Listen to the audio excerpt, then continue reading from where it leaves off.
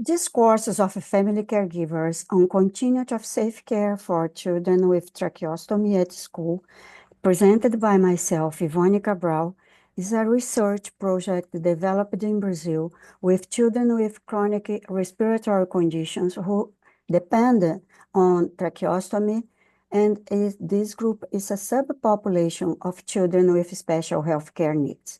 During school age, these children face ongoing complex health needs that can disrupt their education in a regular class. The presence or special care needs can hinder the ability to provide safe care, especially in schools without a school nursing model.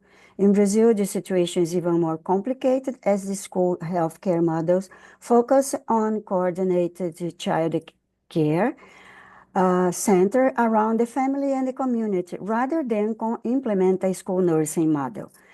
The research has an objective to analyze the female caregiver discourse regarding the limitations and the possibilities of including children with tracheostomy at school in the Brazilian southeastern region. We developed a qualitative art-based research of the creative sensitive method through a group dynamic named Body Knowledge, in which 8 mothers, primary caregiver of school-age children with tracheostomy, who represented around 17 family members. They answered the debate-generated question, how do I care for my child's body with a tracheostomy at home, in a group dynamic named Body Knowledge. From an individual artistic expression to the collective one, we analyzed the intertextuality as a discourse analysis tool that enables us to read and interpret the meaning of text by relating it to other texts. So the results show the limitations and the possibilities of this inclusion. Barriers limited the inclusion. It was insufficient logistic to attend the continuous care needs of these children. No school nurses or trained personnel on child special health care needs were available at the school. A lack of available enrollment spots near their homes, inadequate safe bus transportation with a supply to respiratory emergency, all of them represented a limitation to inclusion. As a possibilities of inclusion, we have the collaboration between the school and the family focused on addressing the child's need effectively through a strategic agreement. So in this quotation, we can see there is a specific text from the national law, State of Children and Adolescents, which